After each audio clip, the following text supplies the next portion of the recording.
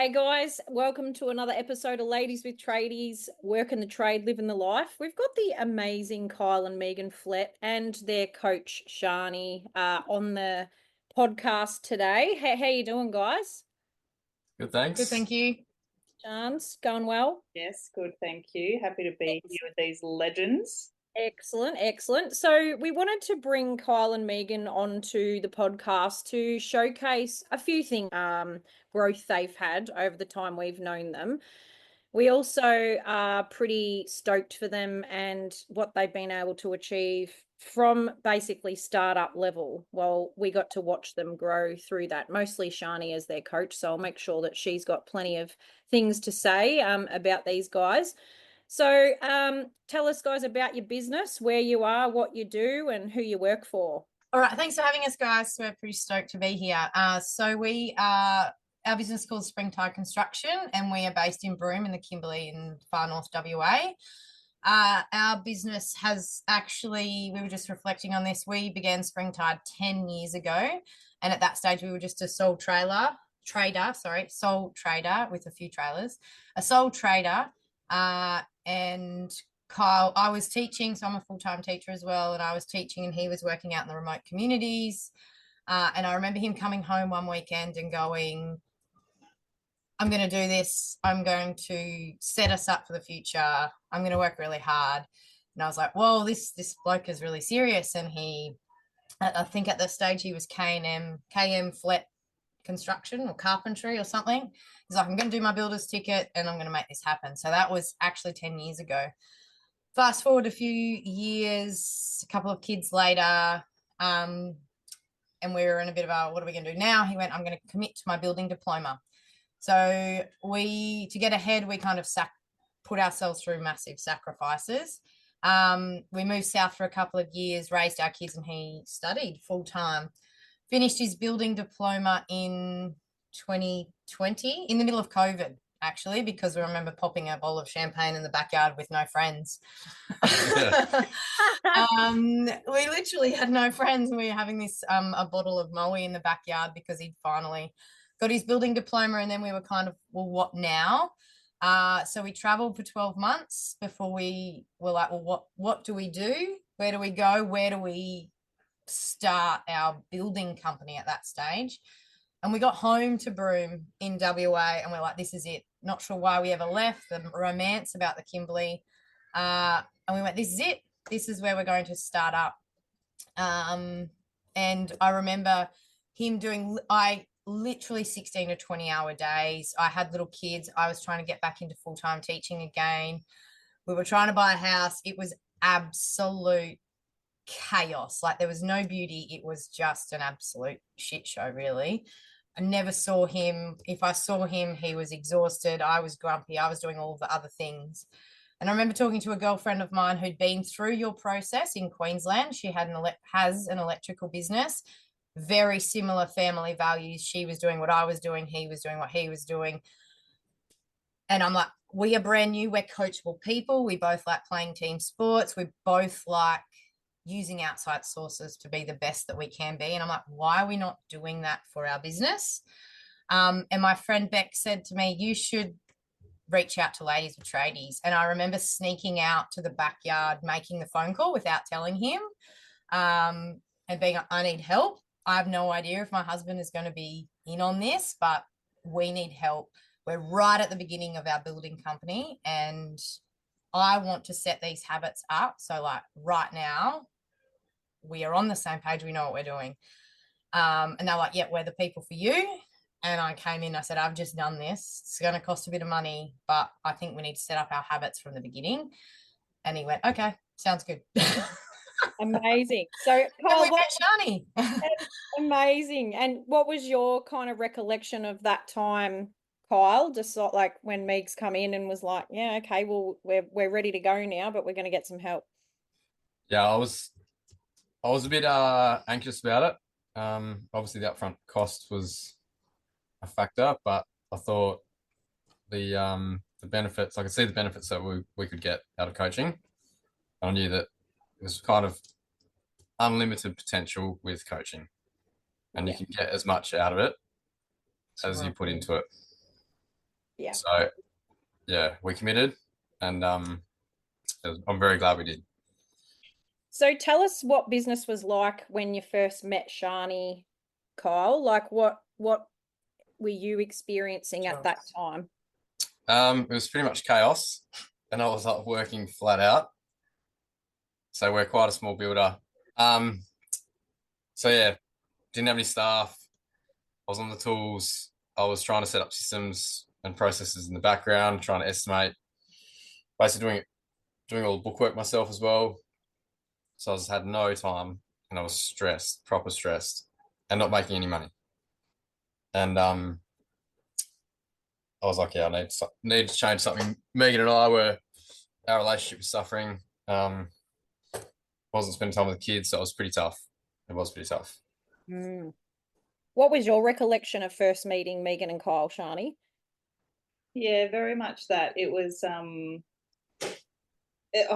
be honest, it's like every other tradie couple when you first meet them. Like it's chaos. They've got young kids. They're trying to make a go of their own business, and your heart just feels for them so deeply when you see the stress and concern and sleepless nights and the strain on the relationship too. That's always probably something that affects me as a coach. And then seeing, dad missing out on all that time with the kids, and as a woman myself, I grew up in a tradie household where dad worked 7 days a week. So I get that, and I could see where those guys were at. It was exactly that.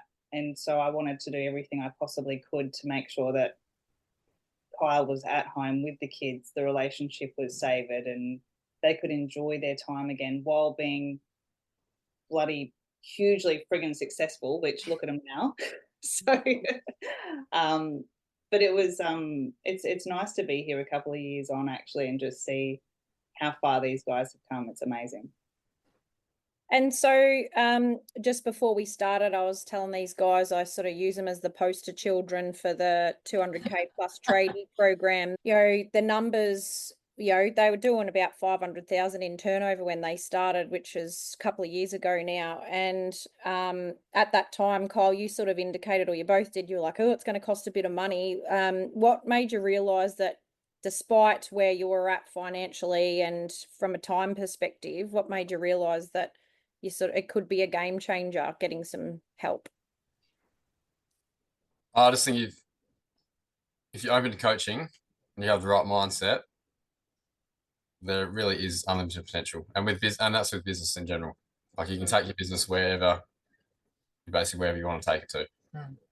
But to have that help, like you need to understand more than just the trade side of it, the business. And that's what a lot of tradies are. I never learnt business when I was young.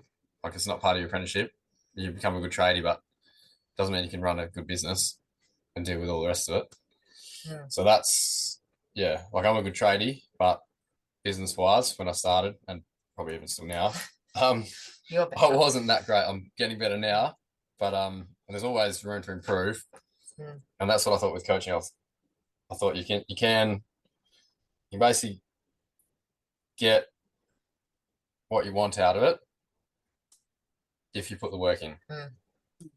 And I remember seeing like getting homework from Shani, and I remember being so overwhelmed about it. And then I remember us flipping it and outsource. So it wasn't just outsourcing coaching, but we began to outsource other things because Shani pushed us to.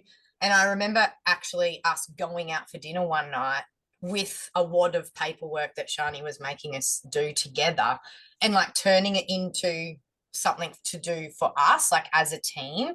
And years ago, before the kids, before we started putting all this pressure on ourselves, we used to do stuff as a team all of the time. And then we've had to change. Like we're in a different season now, and our business is our game, the thing that we do together. And I remember being out for dinner that night and going, oh, this is actually really nice. We had a date night. We had a date night. Business date night. A business date night. And whilst we might not actually leave and do that, we definitely still have those big conversations, or find time, even if it's in the hour of 3 a.m, when we're not interrupted, we might have that coffee and that chat, even if it's only for 10 minutes or so. And like I was saying earlier with the habits, like it's become a habit now. And it's just something that we do. And it's really nice to be modeling that for our kids as well. Like they see that we are a team, and the kids are actually proud of spring tie construction now as well. Like they actually, when we were away this for Easter just now, they've got Fletty stickers, spring tie construction stickers. And as we were leaving, they're like, would you like one of our stickers? And for kids to put on their water bottle, and they're like, Google Daddy, and you'll be able to see us when you come to Broome. And I think that was a big moment where we were like, oh, like we're all in this together now as well. And I remember back in that initial phases too, with, like I was saying, with the homework, and I always felt big pressure of I needed to be here in the office with him in order for us to be successful. And I remember Shani going, that's not your strength, Megs. It's not your strength, and that's okay. Let's use what you are strong at in the business, instead of you feeling like you need to become a bookkeeper, which I'm absolutely not. That is not my forte. And we're there. I'm using my strengths. And I'm sure in a moment we'll talk about it, but my values are now crossing over into the business a few years on. Yeah. Amazing. And so with the, you know, when you saw them, Shani, these guys at the start, and, you know, did you get that vibe? Like, yeah, these guys are really open. They're going to be coachable. Like, what was your feeling about them when you were taking them on? Oh, 100%. They were open from the get-go, and they would take on every little bit of advice or criticisms that I gave to them, and they just ran with it. So there was never, don't get me wrong, there'd be weeks they'd turn up and go, shit, we didn't do our homework. but they had so much on their plate. But they were, one thing is, they always gave it a go, always tried. And I think, you know, talking about the coaching, I was talking about this recently with another client, and you look at footy teams and elite sportsmen and stuff, they don't do what they do without a coach. You know, they need a coach, and they need someone to guide them through that process. And business is very much the same. So you've got to come to it with an open mind and think, you know, what can I get out of this? But also you got to put 100% in. And these guys always did that. Yeah, awesome. So looking back, guys, what was some of the biggest mindset? You talked a bit about it, like that you need the right mindset, Kyle, when you were saying, you know, why it's a game changer. What was some of the biggest mindset or operational shifts that helped you? Well, you've more than tripled your revenue actually since you've started coaching. You're well up past that now, triple. So what were the mindset and operational things you changed? Probably for me was learning how to delegate and engage the right people to help me, and try not to do it all myself. And then let go of some of the things that they matter, but probably utilize my time a bit better. And how did you do that though? Like, because that's a big move. Yeah, so first thing we did was we engaged a bookkeeper. And realizing that your bookkeeper didn't have to be here sitting next to you well. She's based remotely. That was a game changer for me, because the amount of time I'd spend invoicing and reconciling invoices and entering all my data into Xero, I was like, oh, this is a nightmare. Yeah, I can't even actually believe we used to do that. I was doing that rather than quoting jobs that I should have been quoting the work, rather than, you know, outsource the bookkeeping and then quote the work to keep the work coming in. So that was huge, and Shani pushed that for us. That was her. She found her. That. Yeah, she set us up. Yeah, she found her. And then it was our finance team. That was a huge deal. Like, we fully created a whole new finance team. So that's accountant, broker, like insurance, leaning on MBA. So we're a Master Builder member, and like actually, like, you pay the membership, but we weren't using it properly. And now, like, we all different assets of Master Builder, like, we lean on them as well. So really outsourcing help, and realizing that I don't have to do it all. I can let go. I can trust other people. And then even to our staff as well. Like, you know, they're earning the money. They're asking for pay. Well, this is what you need to do if you want that pay rise. And it was letting that go as well. Like, yes, lots of people want spring tide for Fletty and his craftsmanship, but he can teach the boys that as well. And they want to learn. They actually want to know it as well. They're with us because they want to know what he knows. And there was a bit of, I said off screen before, I kind of came and did the Bradbury and scooped you up after Shani finished coaching you. I had a bit of time with you guys, and you did really get focused in on some of that team stuff at that time, and that delegation, and I guess the trust, Kyle, in the people and what they're capable of. Yeah. And saying that's a no, big thing. and saying no to people, like we've just been through, we're in that process now of employing new staff. And before we even put the ad out there, like we spoke to master builders, like what do we need in our team? And I think I think it was Shani. I think, remember, we looked at tiers of carpentry, like this is what you are if you're a brand new carpenter to spring tide, or if you're going to be a lead carpenter. And I actually broke that up. I did do my homework. It might be a bit late, but I did make those levels of carpentry. And so we didn't go out and pay our carpenter, like that. It was basically setting up career development. Yeah. A bit of a, timeline for a carpenter. So engagement as a level carpenter. Progression, yeah. And because you don't know what your chippies are like until you've employed them and they start working for you. And if they're good, they can step up pretty quickly, and it gives them an incentive to, build their skills, help out with the company, develop and grow, rather than just coming on as a chippy, and they might hit you up for a pay rise, a good pay packet, but they might not be able to develop to deliver. Yeah. So that's and backing that process, like knowing that yes, it might be hard to get employees, but it's even harder to get rid of them if they don't meet your standard. And we're building this company with high expectations of our staff members, but also we want the best clients and we want to deliver the best product to our clients as well. So we need our staff to be able to meet our expectations. And I suppose that's where I've kind of stepped in a bit, because that's my passion is our end product, and making sure that, we're community members as well. Like, we want to be able to walk down the street and look people in the eye, look clients in the eye, and then go, oh my God, there's springtide. We love that they built our house for us as well. Unreal. And Kyle, a big bit of the work, really, I did most of the mindset stuff with you by the time I came in, and we were working on your challenge with prostitution and how much you just started around the place and you'd say yes to everybody. So yes. do you remember those conversations? Like, how did your mindset, or how has your mindset shifted since those chats? I do remember them. Yeah, I've learned to say no, and it's actually quite a good feeling when someone calls you and they've got a job, and you just know it's not really going to be a good job, and it's probably going to be a waste of time, and you won't make any money out of it. And learning to say no, and not just be like, yeah, we can do it, because that was my mindset when I first started. You say yes to everything just in case. When you're small and you haven't got the workflow, you want to keep the work coming in. So you're like, yeah, okay, we can do it. And then I'd make it happen, like work weekends, nights, early mornings, all of that to deliver. Yeah. But at the end of the day, I wasn't making the money, and it was costing me time, and I was losing opportunities elsewhere. So it was opportunity costs as well, which you remembered the term. Well done. So which you don't factor that in.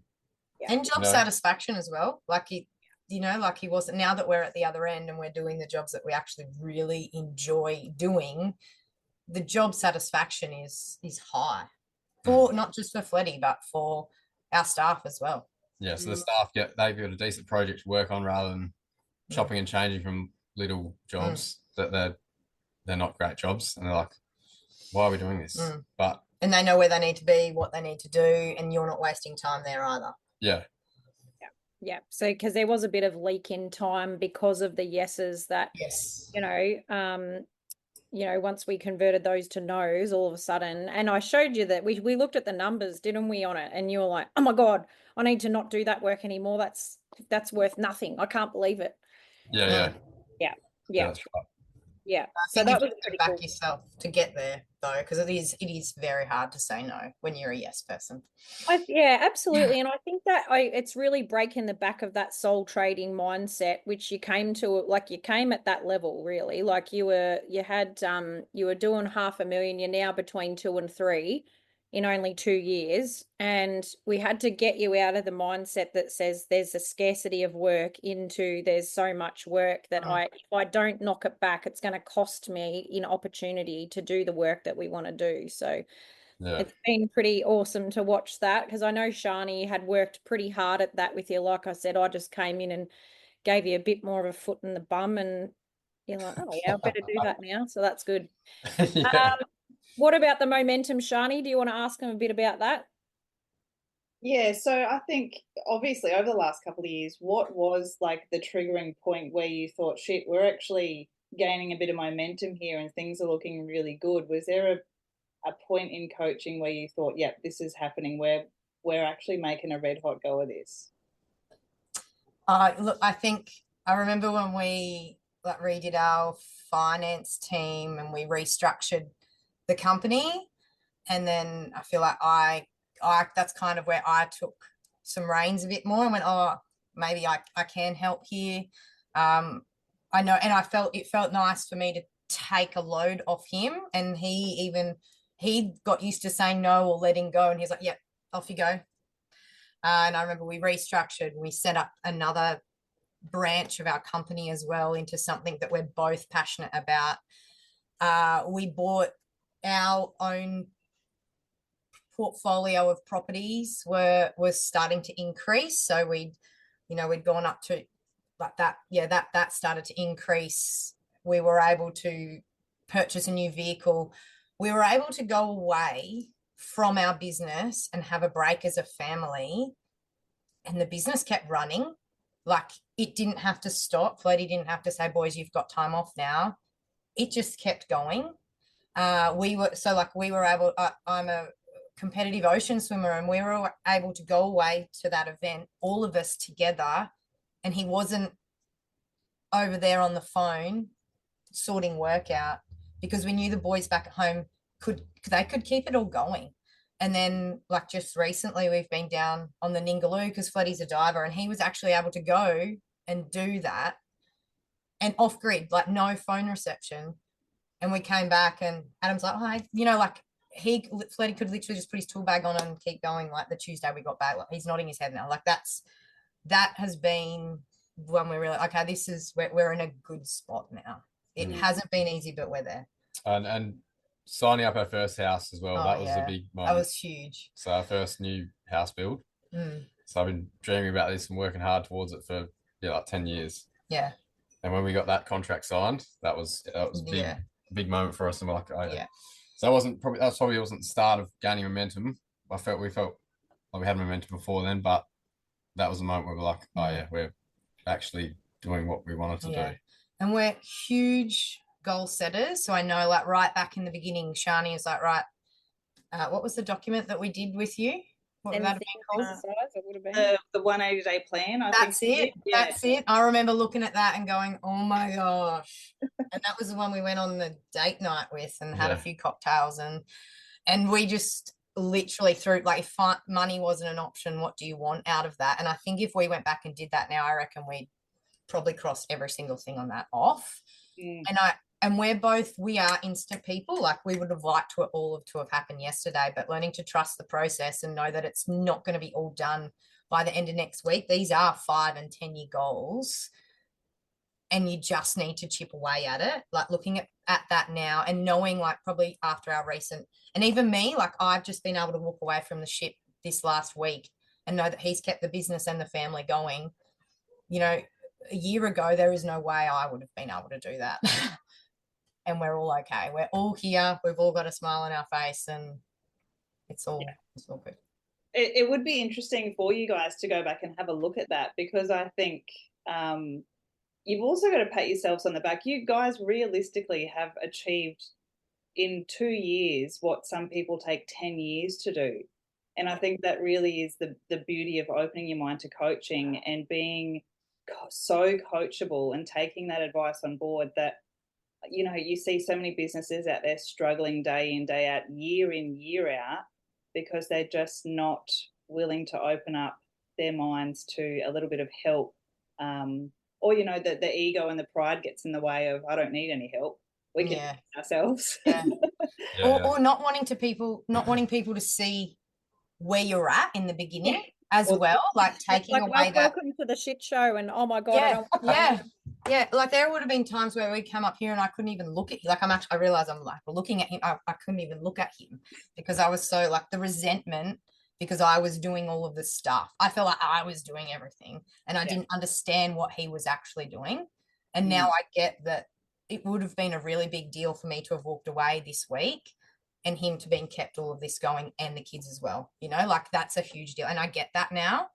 And back to those goals too, like I was just thinking another thing when I realized we were gaining momentum. Our goals weren't just we want a new vehicle, we want a new house. It was like we love our Broome community and we're very, very passionate about it.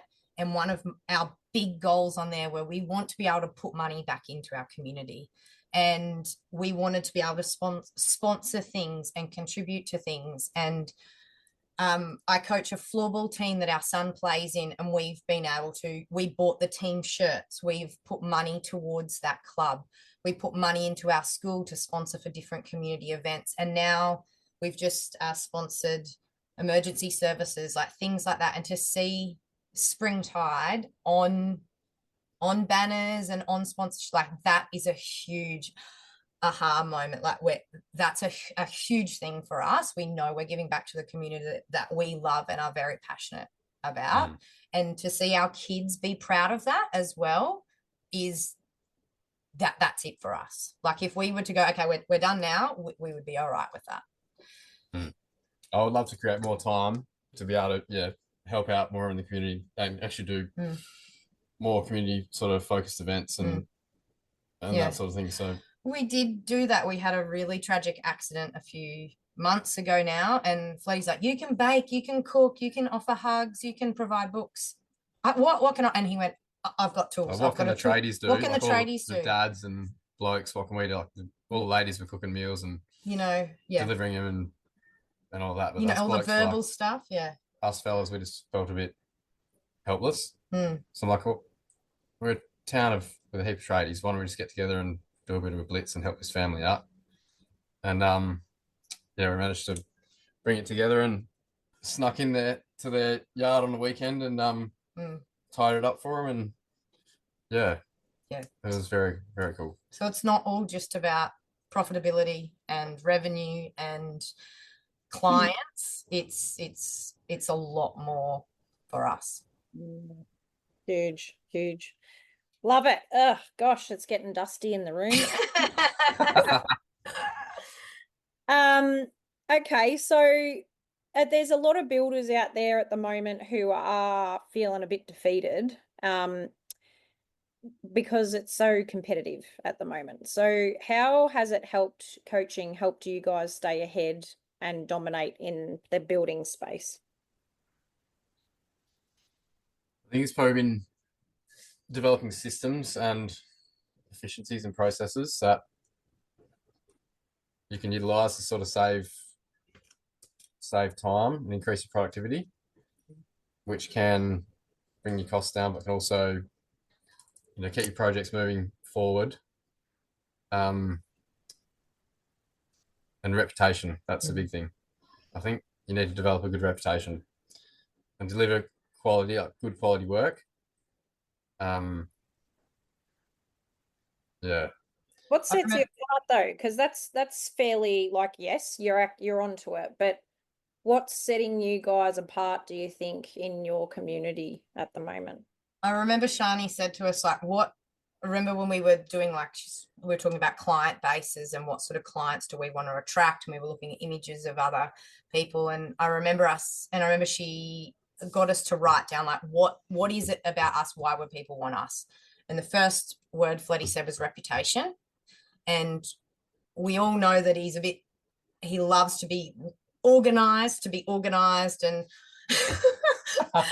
like if you want to open up his tool shed, it's all his tool shed, tool trailer, like it's exactly how his mind is. But once the job starts, it's efficient, it gets done. And the quality of his workmanship, and he won't say this because he's the most humble person I know, but his craft is why people want him. Like, that's why I want him to build my house and I'm happily waiting.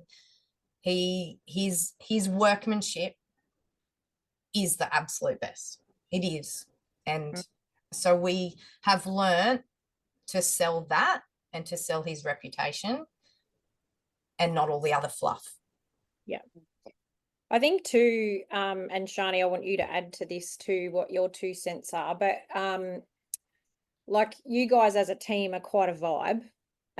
You both bring different things for that together synergize really, really well. And you're the very internal kind of in your head thinker, Kyle, and Megs, you're a bit more extroverted, and we'll say what's on your chest, and you but when that comes together, it's absolute magic. And I think people trust that because they know that what is said is what's going to be delivered, and you do what you say you're going to do. So I think you couple that with having a bit of a vibe. People love it. They trust that. Trust has to be earned. Trust has to be, you have to earn that trust. And then like something I've been teaching to my class this week, being on school camp, your trust and your loyalty, like they're huge assets. And if you can gain those, and if you've got them, then you'll be all right. And learning to back that and to know that. And it took Fletty a long time to go, oh yeah, that is my values. And I think that's an age and maturity thing, and your time in the game as well. Yeah, absolutely. So what have you seen in these guys, Shani, that sort of sets them, we get to see a broad brush of clients. What is it about these guys that's special? Yeah, I think it's funny. I'm just recalling some conversations. I'd jump on a session and Kyle would tell me that he's just rung some random guy and just thrown himself into, chasing work. And it's funny because Kyle was such a confident yet insecure, sorry, Kyle, person at the same time, because the confidence kind of oozed. He was not afraid to pick up a phone and call someone and sell. I hate picking up a phone.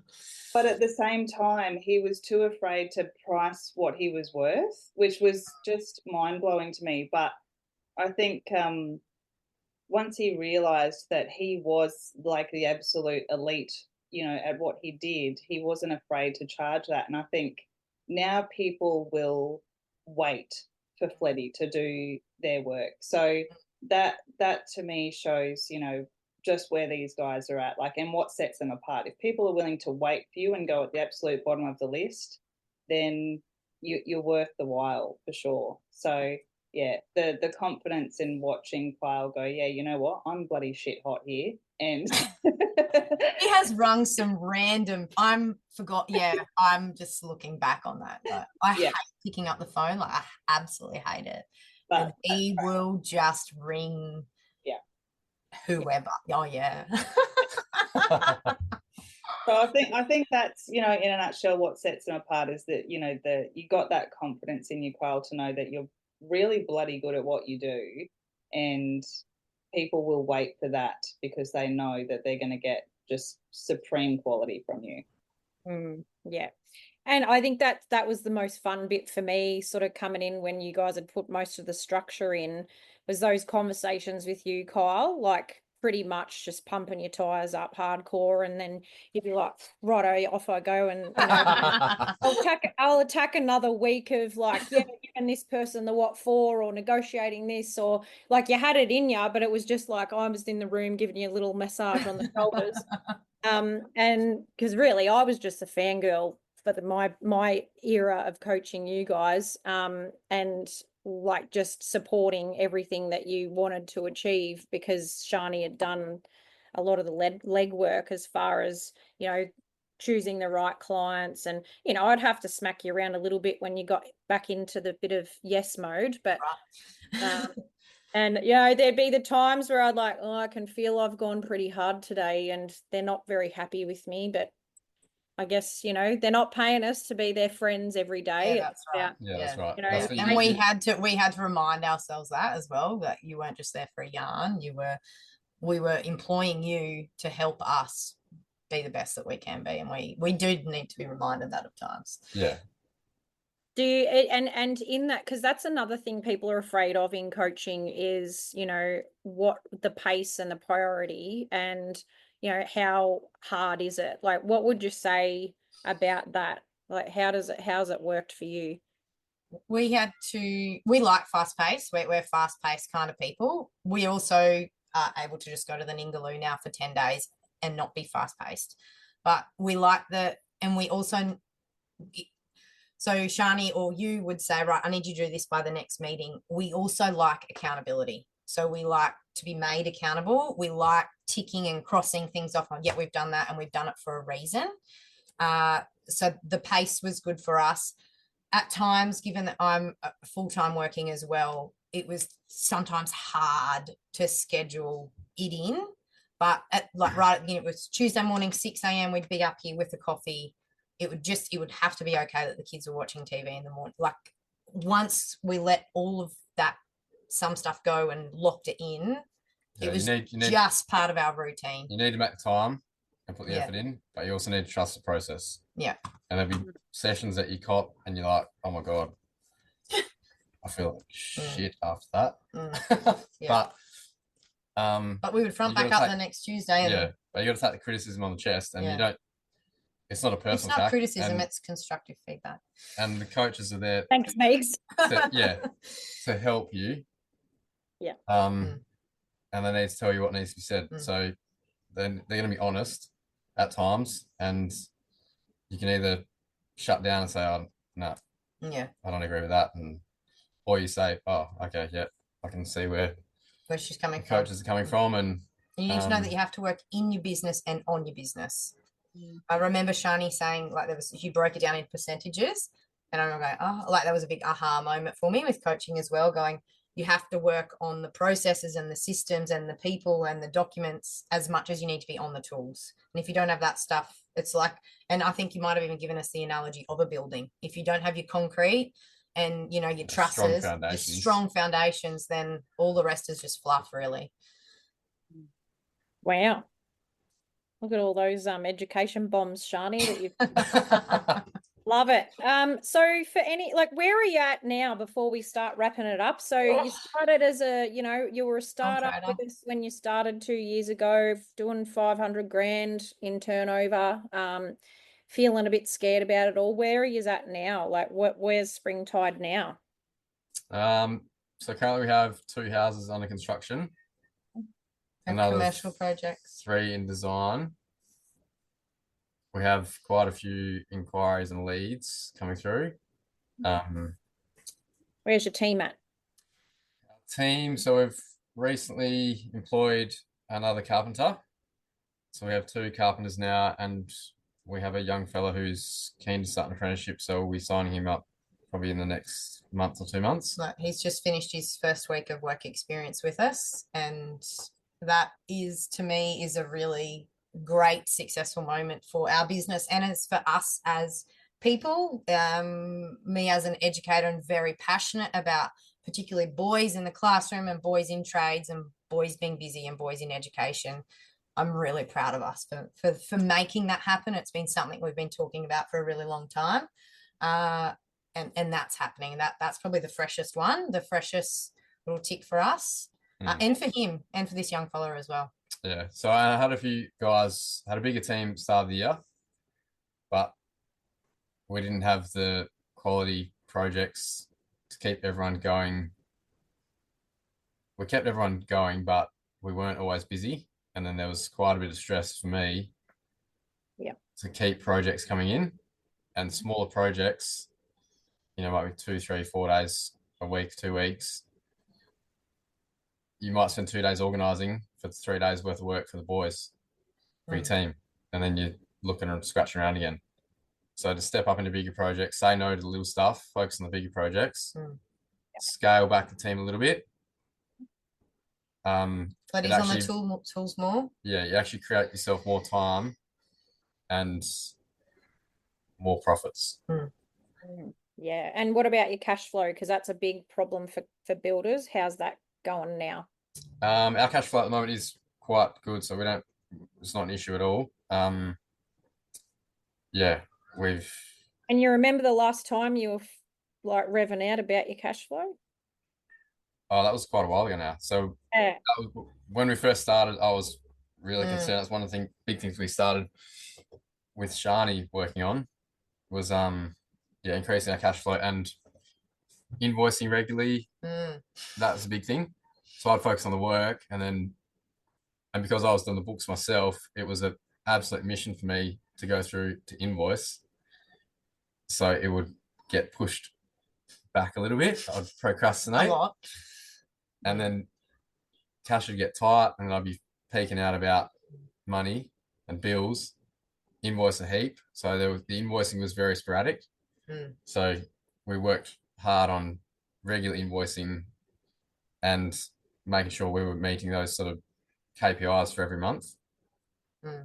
And we've also sort of restructured and set up another company that runs alongside our building one. And for that company to be successful, our building company needs, those invoices need to happen. Our BAST, it all has to be lodged on time. So that has to be running smoothly in order for the other one to work as well. And you need cash flow to keep your projects running smoothly and efficiently. So if you're waiting on a payment so you can order materials for the next stage, your job sits there, and then you run out of work for your team. So you need to focus on your cash flow to keep the money coming through, to keep funding the bills for the materials and the labour and the subbies for the next stage of the project. And so we've also, so not only like tradie wise for our team, but we have a great bookkeeper, we have a great accountant, we have a great finance team as well, that we both, particularly me, I feel confident and comfortable in asking questions for and leaning on them and going, like, Fletty's actually too busy on the tools right now because he's got back on the tools, because that's what clients want us for, is him, and it's because he's now teaching. I'm confident and comfortable to ask our finance people, and realizing that they are part of our team and we employ them, so we need to use them. We push them a little bit as well. So we push them to get our money's worth out of them, and to get the goals that we want to achieve. Did you know how to do any of that before you were coached by Shani in finance, and then you wouldn't have known the questions to ask? No, that's not right. at all. And to have the confidence to be like, right, this is what we want. We want you guys to get it done for us. What do you need? We'll do it for you, but we expect results, basically. And if we're not afraid now, if someone's not cutting the mustard, to go somewhere else. We'll look around and we'll find, all right, that's what people do to us. You're not working out for us, we'll go try this person. And so your level of financial intelligence, sorry Meg, says sort of like so high now, like in your confidence in your financial intelligence is so high now that you're just happy to just be like, we know this is where we're at, this is where we want to get, this is how we want to do it, go people and make it happen. And that comes back to to Shani. I remember having a conversation with her, and she was like, she would give us not even a gentle nudge, like literally push us over the cliff, and we're like, oh, okay, right, okay, let's do that too. Okay, I remember a really specific session, and I was like, oh, okay, I'm going to do that. And that was to do with finding brokers and finding like leaning on our accountant, and her going, your accountant can do that. And I was like, oh, can they? Okay. And then if our actual accountant couldn't, he would have someone within his team that could. Team or network. Amazing. And that's one Ladies and Tradies has opened up, is a huge network of contacts. True. And if we need someone, we need a professional consultant, You can tell our us where to first go. protocol was ladies with tradies when we're coaching, and we get recommendations, and we'd go and speak to them, and whether it worked out or not, but we had the recommendation.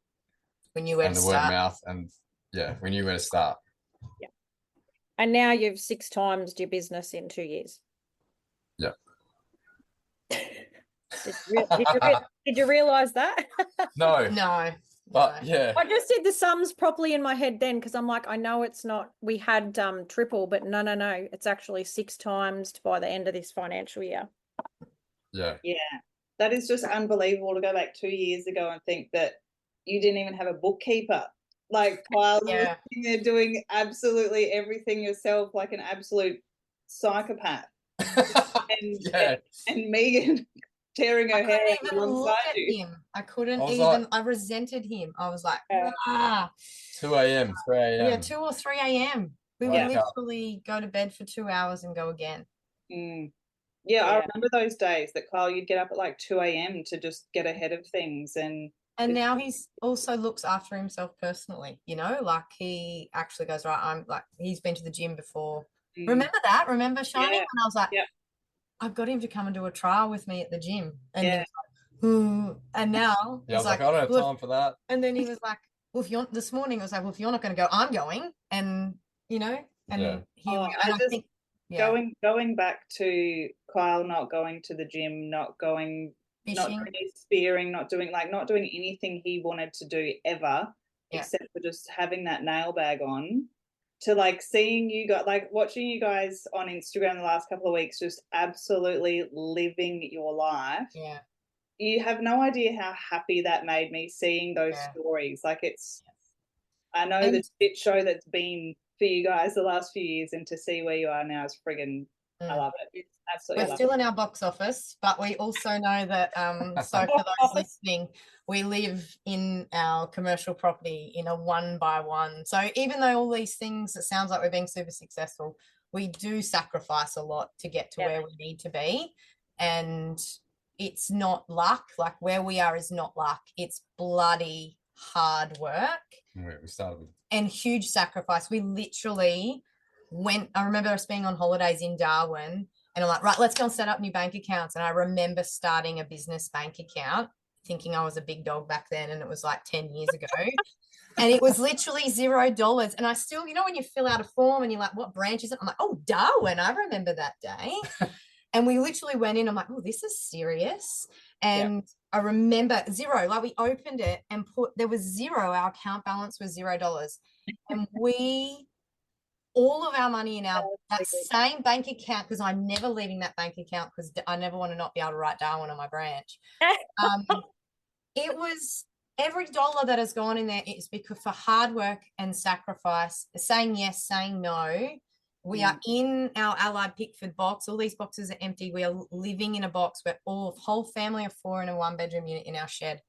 But we're, as hard as it is, we're where we want to be, and we're moving forward. And at the same time, diving the Ningaloo and watching our boy play footy last night, and everyone is. And mate, your bank account's getting fatter by the day. Our bank account is getting fatter. Yeah. Well, you know, while you work towards this dream build, it's pretty freaking amazing. So, we're so proud of you guys. And also I am of Shani and what she's been able to achieve with and alongside you guys. So for those people who are feeling a bit stuck wherever they are in business, whether they're investment or perhaps people who are just battling away 10, 15 years in, what advice would you give them from what you've learned?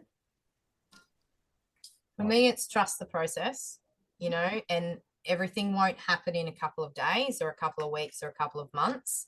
It's a long-term process, and you need to have like you would trust your subbies, your sparky or your plumber on the job, you need to trust your coaching team. Because whilst we're here and we're in our business, you guys are looking at it from a higher level, and you have an expertise in a totally different area that we don't have. So it's trust that process, and it's a long-term game. Yeah, you can't expect results after, a month, 2 months, 3 months. Like it's 12 months or more. I think it was 2 years, I think, 24 months, maybe a bit longer commitment. And, we will come back to coaching. So we're at this stage now where we're focusing on what we've built and developed and the systems we've gained and skills we've gained through coaching for now. But, a couple of years, I don't know when, but we will come back because we will need help and we want to achieve get to that next tier, get to the next level. But you need to be open to coaching and you got to put the work in. Like, it's not easy. You've got to put the work in. Business isn't easy. It's never easy. But if you're, if you're stuck and you want to change, you need to be open to change. You need to know when you want to change something and then sign up and commit and get it done. Amazing. Well done, guys. And Shani, any last thoughts about these superstars from you, Dole? Oh, I can't wait to see what you do in the next 2 years. Honestly, like just flying. It's so good. And it's funny now because every time I have a Matzo's beer or something, I always think of you guys, and it's just like, it's not just a job, like, that, Kate, this is a life. These are friendships now and, people that will be in our lives forever. And I think that's the most special part. Like, we help you guys financially, but like what we gain as coaches is probably just as much as what you gain in business. And that's like, honestly, from the bottom of my heart, I friggin' love you guys. And you've known that from day one, as much as I might have pissed you off or No. I absolutely adore you and the kids, and I'm so, so happy for you, honestly. Oh yeah, and you guys are like mates. So now we haven't chatted for a few months, and it's just like old times, just chatting again. And we've actually never met you personally. No, never met you face to face. I know. Watch out when we do catch up. Yeah, watch out when we come to Queensland. I know it's going to be large. Yeah. I'd say there'll be Moe getting around. That's for sure. Yeah.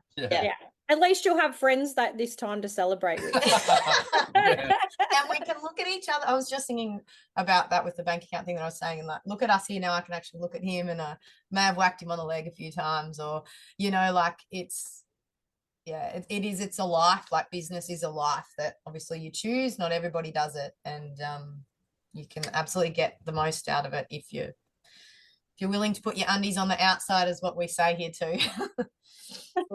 Love your work, guys. So thanks so much for joining us on the podcast. Thanks, Shani, as well, for all the love and support you've given these guys in your coaching program with them. And we couldn't be more wrapped for you in where you've progressed to over the last couple of years. We can't wait to have you back, of course.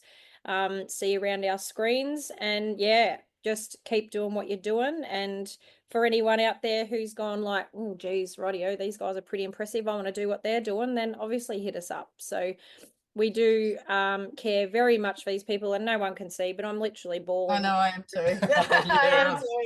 Everyone's a bit of a teary. I'm like, no, it's just the Darwin hay fever. I haven't adjusted to the get for us. But no, it's been a pleasure and a privilege, guys, to watch what you've achieved. So thanks so much for jumping on and sharing your story with us. We'll catch up soon.